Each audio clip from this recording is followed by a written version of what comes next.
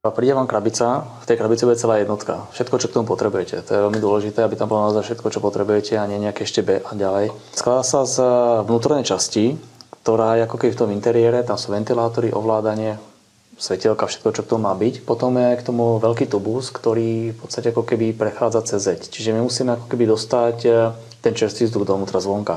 Bežne väčšinou jadrovým vrtaním sa robí diera do zdi, je to nejakých 28 cm. Robí sa to s manžetami na čisto všetko a je to naozaj čistý proces. Majú chladenie vodou, odsávanie, všetko si dajú igelity, takže naozaj vyvrtajú dieru a zostane tam čistá diera, nič po tej jednotke.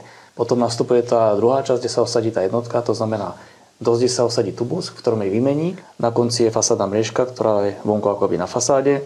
Hodne dôležité, musíme k tomu dostať elektriku. Ale čo sa týka osadenia samostatnej jednotky, tak už je to v Amerike, tak v podstate do nejakej hodinky je tá jednotka osadená.